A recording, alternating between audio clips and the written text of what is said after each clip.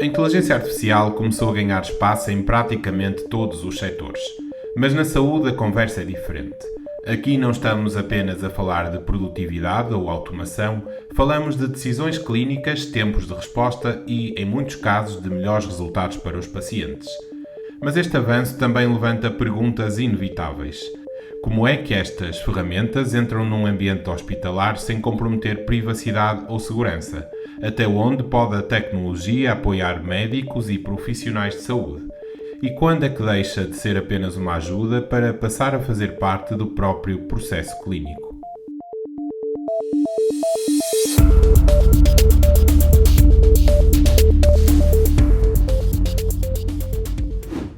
Olá, sou o Ricardo Caldas, assessor de imprensa e consultor de comunicação na Fez Agency, e este é o Tech Refresh. Nesta temporada mergulhamos nos temas que moldam o ecossistema tecnológico português e europeu.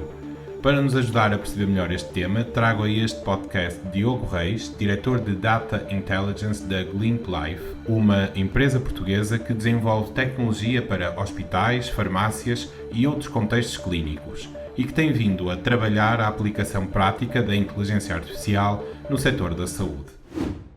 Olá Diogo, bem-vindo. A inteligência artificial já está a mudar a forma como se trabalha na saúde e gostava de perceber, no teu caso, como é que esse caminho se foi construindo na Glint. Antes de mais, bom dia e obrigado por esta oportunidade de estar aqui, estarmos aqui a ter esta conversa.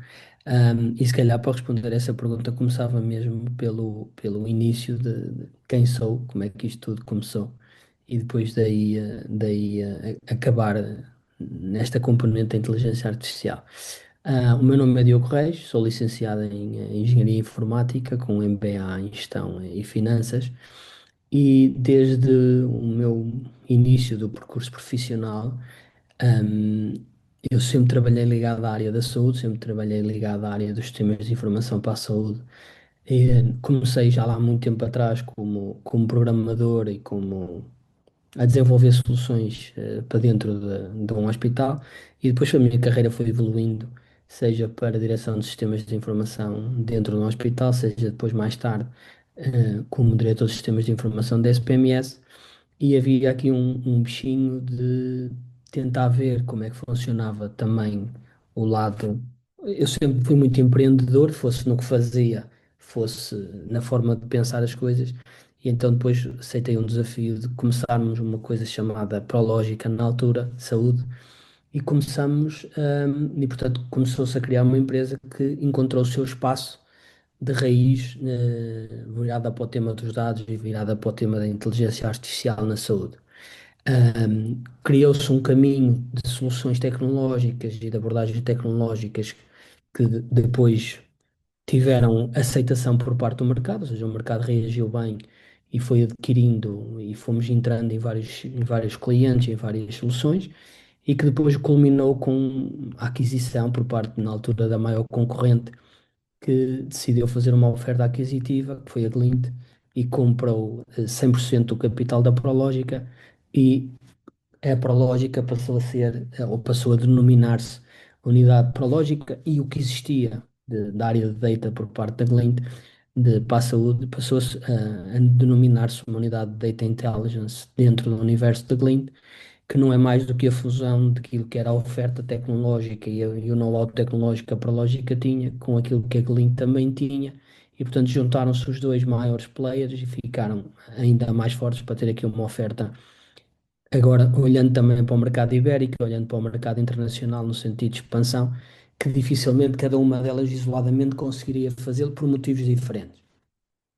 E portanto, o tema aqui da inteligência artificial nasce muito de, ao contrário, se calhar, de muita gente que está a olhar para a inteligência artificial na saúde, nós sempre olhamos para isto, e eu particularmente sempre olhei isto de um ângulo um bocadinho diferente, que é, não é o lado tecnológico que faz uau. O lado tecnológico é aquele que nós vemos e que nós olhamos e vemos as coisas de facto a funcionar, e é tudo muito giro, e é tudo espetacular, e de facto é uma evolução completamente astronómica, exponencial, mas onde eu acredito que faz verdadeiro impacto é no resultado que isso tem depois no dia a dia e na utilização do dia a dia, porque senão era só mais uma vibe tecnológica, como já aconteceram outras no passado, e hoje é esta, amanhã há de ser outra, e vamos sempre atrás da melhor tecnologia possível. Para quê? Para resolver os mesmos problemas. Agora, eu acho que aqui a abordagem da inteligência artificial, no caso particular da saúde, deve ser mais focada nos problemas que ela pode ajudar a resolver e na forma como ela pode ser trazida para o cotidiano e para as soluções, que de facto permita atingir, aí sim, com o capital e com a força que esta expansão traz de disrupção tecnológica e de avanços de muitos anos, que de outra forma demorariam muitos anos a fazer, trazer isso para a realidade do dia a dia para se conseguir fazer de facto coisas transformacionais. Se for só aplicar tecnologia por tecnologia, acho que é muito curto e acho que não é isso que se procura. E quando falam em inteligência artificial aplicada à saúde, a Glint aparece antes ou depois deste boom?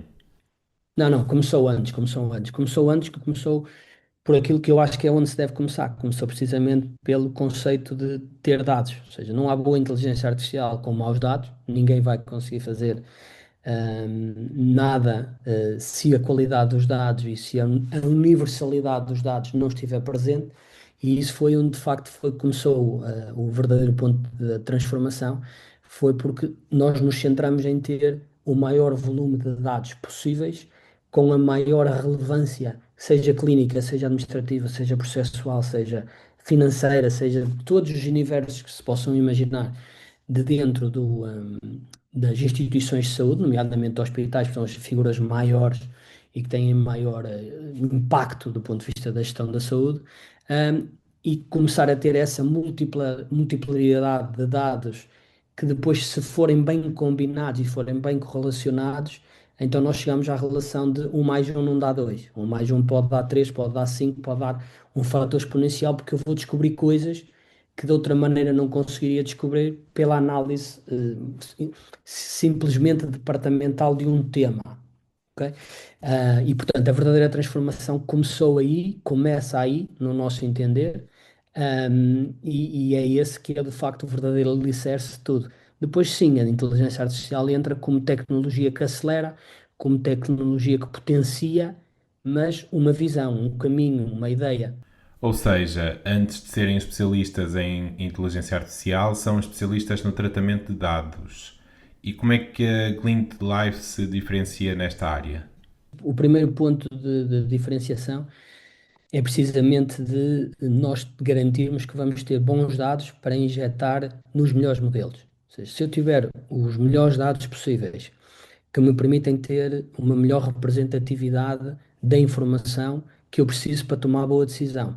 E se eu os injetar nos melhores modelos possíveis, que me vão dar o resultado ideal, então eu muito provavelmente vou ter um modelo a dar-me uma resposta assertiva e certa do que me estar a dar uma resposta inventada ou ficcionada, outra coisa qualquer. Portanto, o primeiro passo que nós acreditamos que estamos verdadeiramente a fazer um caminho de transformação e à frente é precisamente porque achamos que temos bons dados e que os vamos conseguir injetar nos melhores modelos.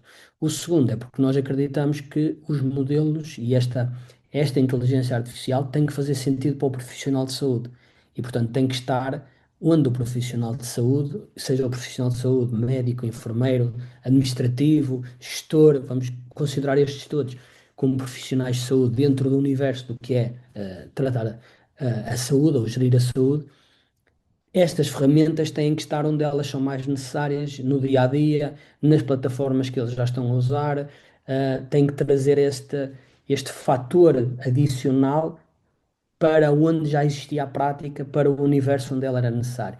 E não uma coisa à parte que eu vou usar por tecnologia, mas que está desprovida de contexto, está desprovida de nexo de informação. É muito diferente eu ter um modelo de inteligência artificial que sabe que eu sou médico, que sabe o doente que eu estou a atender, sabe o seu histórico, sabe a sua evolução, sabe o que é que eu tradicionalmente faço e doentes iguais a este, o que é que tradicionalmente fazem, do que um modelo agnóstico, separado de tudo, e eu lhe vou fazer perguntas, ou seja, ou eu lhe dou muita boa informação, ou ele só acerta por mera sorte. Estão a ver? E portanto é esta a diferença. Uhum. Pelo que estou a perceber, não é um sistema à parte, é uma integração em algo que já existe. Falamos de tecnologia vossa que os profissionais de saúde já utilizavam em ambiente hospitalar ou da utilização da tecnologia Glint integrada noutras ferramentas? Os dois, os dois. Nós somos produtores de softwares próprios e, portanto, nos softwares próprios, a Glint já está a fazer um processo de transformação dos seus próprios softwares para uma coisa, para uma nova arquitetura, para uma nova forma de desenvolver software e disponibilizar software que vai pelo nome de MOSI. MOSI que advém do mosaico, que são peças que podem ser combinadas em conjunto e que dão um efeito catalisador de um mesmo ecossistema, ok? E, portanto, tudo isto já está lá dentro e já nasce dentro desta nova plataforma e desta nova visão de arquitetura, mas ao mesmo tempo também temos soluções que podem ser acopladas a softwares parceiros ou softwares de outros fornecedores ou instituições ou clientes que não tendo as soluções já A, B ou C que a Lente esteja a disponibilizar, mesmo assim têm interesse numa em particular. E, portanto, elas podem ser acopladas separadamente das outras soluções. O que nós acreditamos é que quanto maior for a experiência com softwares Glint e o maior número de softwares Glint os clientes têm, maior é o ecossistema, maior é o impacto que estas coisas podem ter transversalmente, porque há o efeito somado, há o efeito da tal, um mais um pode ser 5 e não uma peça isolada. Já agora, de que dimensões falamos? Qual é o número de utilizadores que tem neste momento e que exemplos práticos me podes dar na aplicação dessa tecnologia nos hospitais portugueses? Nós, neste momento, em termos de só analisando componentes de data, que é onde isto nasce, nós estamos em 29, 30 das 39 LS do país. Portanto, estamos aqui a falar de um espaço bastante grande de penetração das nossas soluções. Paralelamente a isso, temos clientes onde têm as soluções, as tais soluções MOSI, mas que não têm as data. Portanto, aqui seria somado, porque como o efeito é acumulado, tanto são as 29 como seriam no limite as 39. Ok? Isto só do ponto de vista da esfera pública. Da esfera privada também estamos num manancial muito grande de instituições, grupos e nos grupos privados de saúde em Portugal. Para além disso, também estamos em Espanha, num universo muito alargado de hospitais e de instituições de saúde, e para além disso, temos também, dentro do universo da Glint, toda a componente de farmácias, portanto, seja farmácias em Portugal, seja farmácias em Espanha. Portanto, é este o ecossistema que nós estamos a atacar agora com uma nova lógica de dados e de uniformização e de padronização e de pensamento coletivo.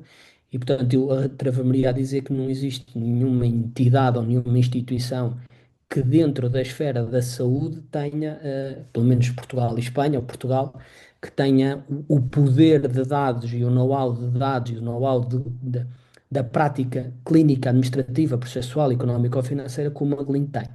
E, portanto, é, um, é uma posição muito interessante se for usada para este fim e não só para dizer somos os líderes A, B ou C. E na prática, então, que exemplos é que tem?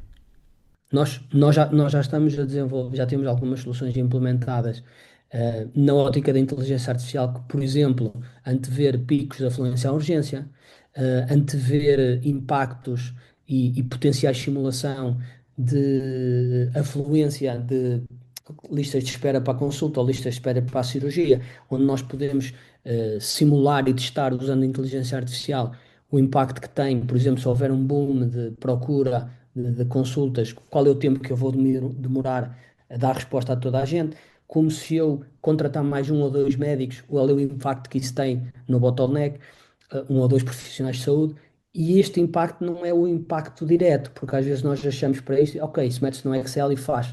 Não faz, porquê? Porque se eu contrato médicos, imaginem, eu vou precisar de gabinetes, e se eu tenho que ver se os tenho ou se não tenho.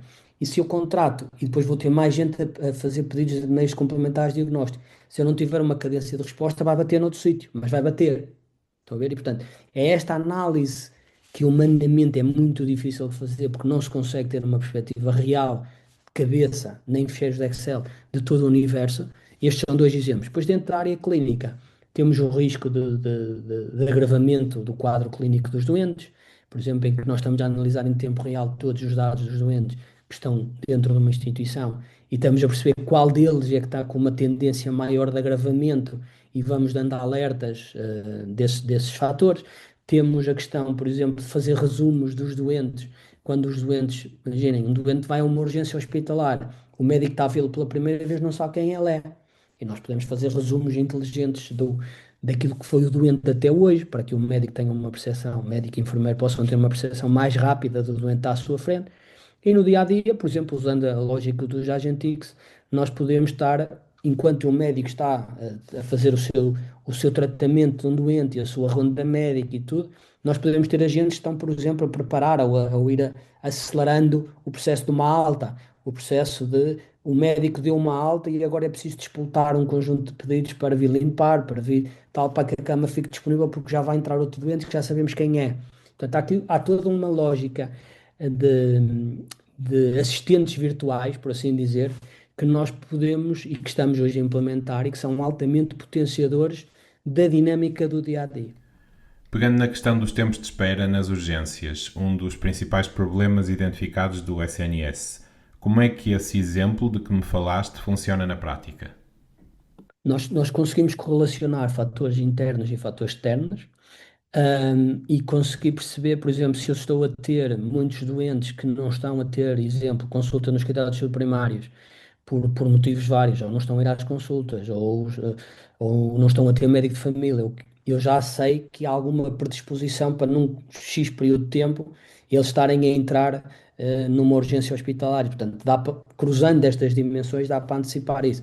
A questão de situações muito pontuais, ou seja, nós conseguimos saber que existem acontecimentos, seja meteorológicos, as gripes, por exemplo, sejam locais, os feriados, as pontes, as corridas que hajam, há uma maior predisposição para um aumento, nem que seja pontual, nem todos os aumentos são endémicos, alguns são só pontuais.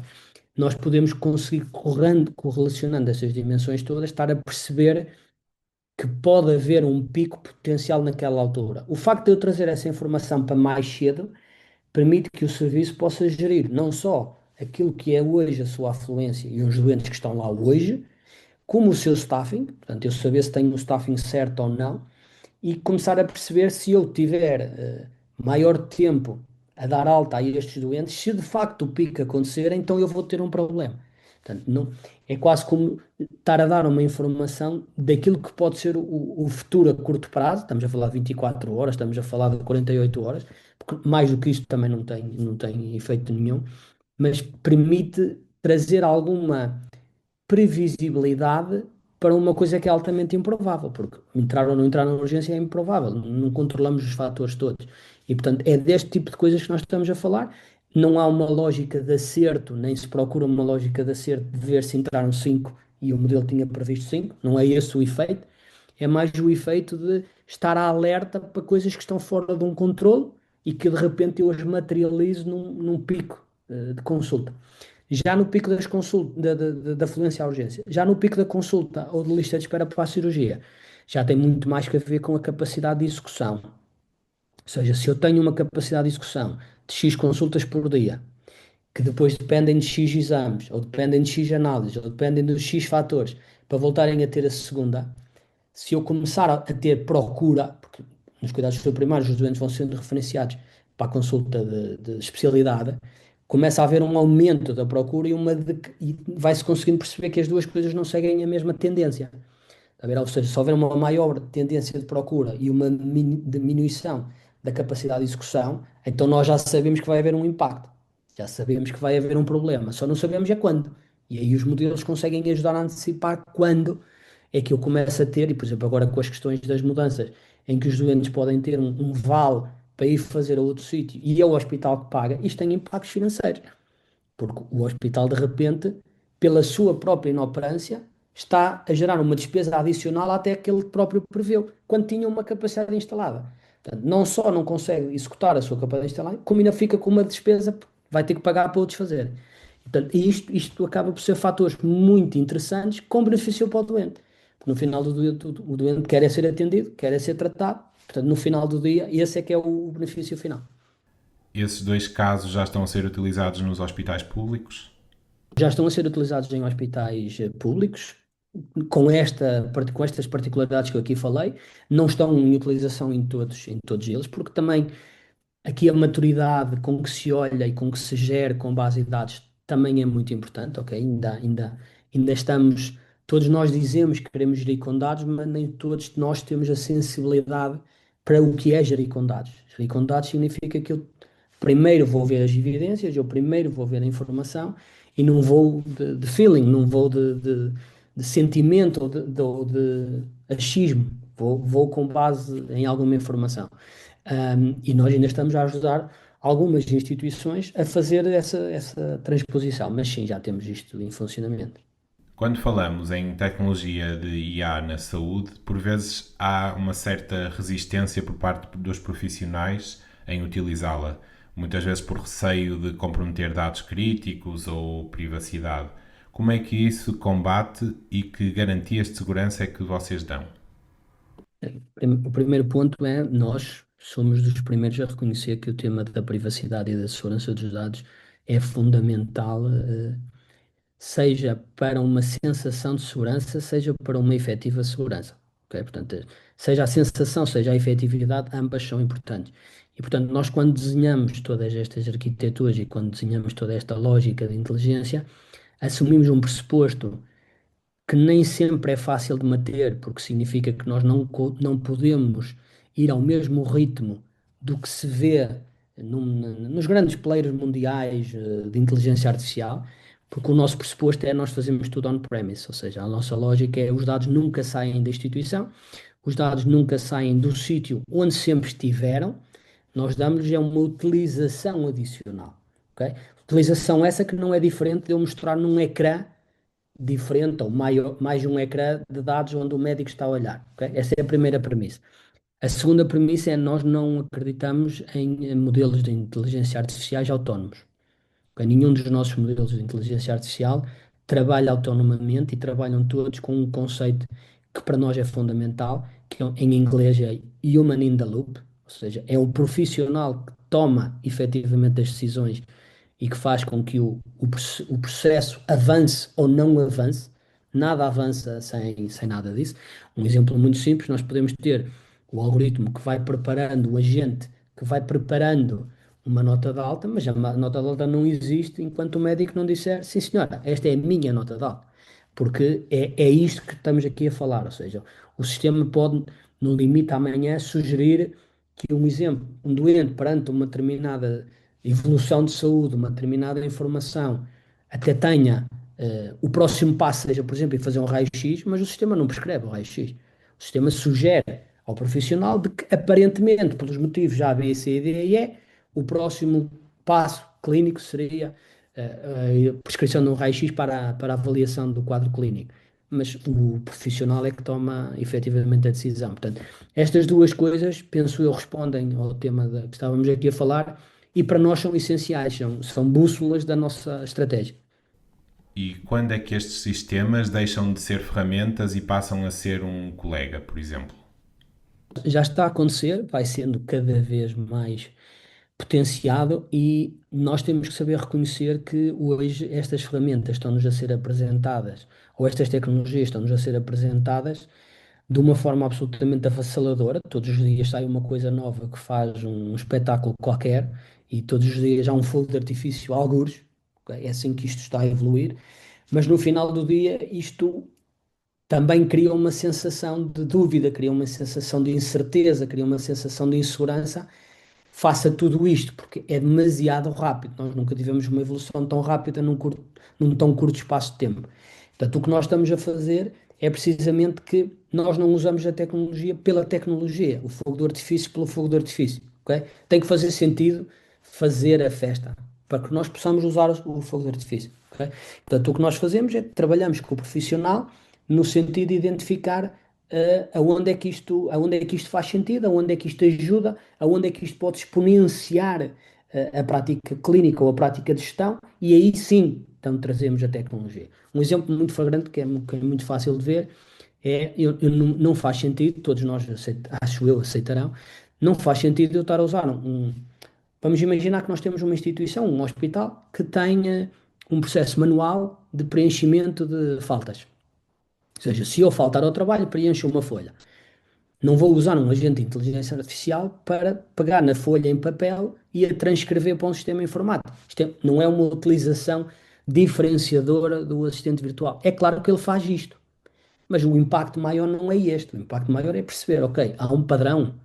Eu estou a ter, é a mesma pessoa está a acontecer isto várias vezes. Porquê é que está a acontecer? Isto tem impacto ou não tem impacto? Ok? É mesmo, no final eu até posso fazer a digitalização, mas o fim não foi a digitalização, foi mudar um processo, foi mudar uma prática, foi identificar os motivos, foi identificar as causas, foi perceber aonde é que isto traz impactos e traz benefícios se eu mudar. E então aí sim, a tecnologia acrescenta qualquer coisa, porque até pode desbloquear e ler do fecheiro em papel para um automatismo, mas isso em si mesmo não pode ser o fim. Estão a perceber? Ou seja, se for só o fim, é redutor, está a ver? E é aí onde eu acho que nós temos que transformar, e aí sim passa a ser um colega virtual, porque efetivamente, imaginei, a mesma coisa que eu ter um diretor dos recursos humanos de um hospital que vai perguntar, ok, qual é a probabilidade que eu tenho dos meus médicos faltarem, ou de quantos médicos faltarem no mês seguinte? E o agente poder-lhe responder. É diferente de digitalizar um processo. A fonte de informação até pode ser a mesma. Eu acho que aqui há logo um fator que é eu não acredito, nós não acreditamos que nenhum tipo de inteligência artificial irá substituir os profissionais de saúde. Portanto, isto não é a máquina versus o médico ou o enfermeiro. Ok? O que nós achamos que é a verdadeira competição é um médico ou um enfermeiro que não usa inteligência artificial versus um que usa.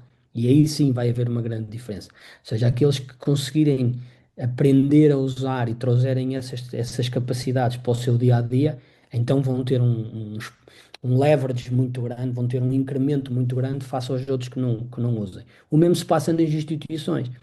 E no final do dia, isto pode ser um fator até de diferenciação e de recrutamento. Ou seja, se eu tiver uma instituição que claramente tem princípios de investigação clínica, tem metodologias de eh, ajudar os profissionais de saúde a, fazendo uso destas tecnologias, chegarem a novo conhecimento. Nós temos que perceber que não há nenhum profissional que não queira ser melhor. Todos querem ser melhores. Todos querem evoluir, todos querem aprender mais, todos querem ajudar os doentes. Não há nenhum que não seja assim. E, portanto, se nós os ajudarmos, seja com ferramentas tecnológicas, seja com dados, seja com informação que os ajude a perceber melhor isso, então há claramente um fator de diferenciação entre se eu posso trabalhar aqui ou trabalhar acolá, então eu vou escolher trabalhar aqui porque aqui eu vou ser potenciado, eu vou ser elevado a um patamar diferente. Este é o primeiro fator. O segundo fator é, do ponto de vista até de políticas nacionais, se nós extrapolarmos isto do ponto de vista do impacto que tem num hospital ou numa OLS, explorarmos isto ao modelo nacional, então eu no limite posso estar aqui a identificar um conjunto de padrões, um conjunto de casuísticas, um conjunto até de inferências de nexo de casualidade, que eu, usando estas tecnologias, eu podia estar a atacar o problema de uma forma diferente. Está a ver? Não só gerindo, mas encontrando uma forma de o ultrapassar. E isso sim eu acredito que é a grande evolução do futuro, porque a tecnologia trouxe-nos a capacidade que até agora não existia, portanto, até agora era difícil do ponto de vista computacional. Hoje em dia é tão fácil como nós termos tudo isto no nosso telefone, em termos de computacionais. O difícil é, ok, então, mas para que é que isso me serve? Para que é que isso me ajuda no meu dia a dia? Para que é que isso me transforma? Quando nós começarmos a ter isto, eu acredito que a capacidade, a vontade dos profissionais para continuar a trabalhar num setor que é difícil vai ser muito melhorada. Porque eles vão sentir que não estão sozinhos contra o mundo, não estão a lutar contra tudo e contra todos sem armas. Se calhar as armas estão aqui. E então, o que falta para se dar esse passo e para que o SNS possa resolver ou mitigar esses problemas? O primeiro passo, eu diria, que é nós acelerarmos todos os que ainda não estiverem com uma cultura de decisão baseada em evidência, baseada em dados, deveriam passar a estar, porque temos que acelerar esse processo de passarmos a ter decisões baseadas em factos, baseadas em números, baseadas em algo que eu possa sustentar e não só um sentimento que eu tenha de que esta decisão é melhor do que isto ou aquilo. Ok?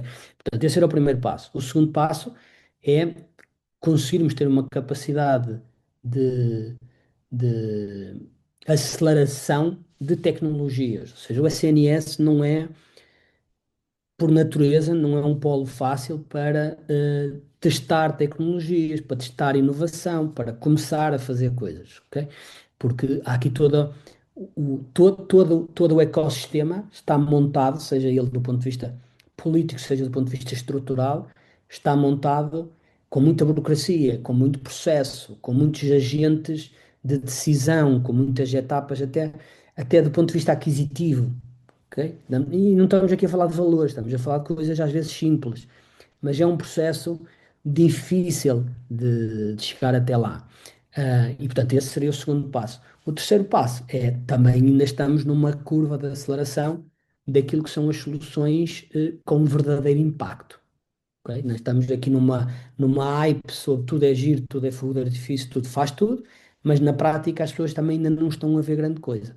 E portanto, assim que comecem a ver as nossas soluções, por exemplo, e acredito que a concorrência também as tenha, mas a mim compete-me falar das nossas, não das de outros, hum, é mais fácil começar a perceber o impacto que isto tem no dia a dia na transformação que eu depois consigo fazer. Para finalizar, e se calhar numa perspectiva menos positiva, que riscos é que existem na adoção generalizada destas tecnologias nos hospitais? O maior risco é logo o motivo, o sítio onde nós começamos. Ou seja, onde nós decidimos começar foi precisamente para mitigar esse risco. Que é se eu não tiver bons dados, se eu não tiver boa informação para injetar, seja no que for, o resultado não vai ser bom. Ok? Portanto, a máquina vai ter uma capacidade para exponenciar o que eu lá puser. Se eu puser lixo, vai sair muito lixo. Se eu puser dados bons, então se calhar vão sair boas decisões. E portanto, esse sem dúvida que é o maior risco, e por incrível que possa parecer, nós já temos um conjunto alargado de coisas, sejam elas vindas da abordagem nacional, sejam elas X6 dentro das instituições para analisar dados e para ver produção e para ver doentes, mas os critérios que estão por trás, a forma que está por trás daquilo tudo, nem sempre é a que nós achamos que é. Ou seja, eu olhar para um número e vejo 40 consultas, aquilo pode estar certo ou pode estar errado. Ok? Eu tenho que perceber os fundamentos que me levaram ao 40, não o 40 em si. Ok? Porque o 40 em si, depois vamos no achismo, que é, faz-me sentido. Mais ou menos os que eu tenho, portanto deve estar bem. E isso já é achismo outra vez. Portanto, nós temos que perceber qual é a forma de cálculo, qual é a fonte da informação, quais são os critérios de inclusão, quais são os critérios de exclusão, para perceber se efetivamente estamos a olhar para boa informação e para bom dado. Se estivermos, então injetando nos modelos, aí sim vamos exponenciar. Portanto, esse para mim é o maior risco. Diogo, muito obrigado por esta conversa. Já ficamos com uma ideia de como é que a inteligência artificial pode e está a mudar a área da saúde em Portugal. Mais uma vez, muito obrigado e vemo-nos em breve. Muito obrigado. Tudo bom. Chegamos ao fim de mais uma conversa no Tech Refresh. Já sabes, podes encontrar este e os restantes episódios no Spotify, Apple Podcasts e YouTube. Obrigado por estares desse lado e até breve.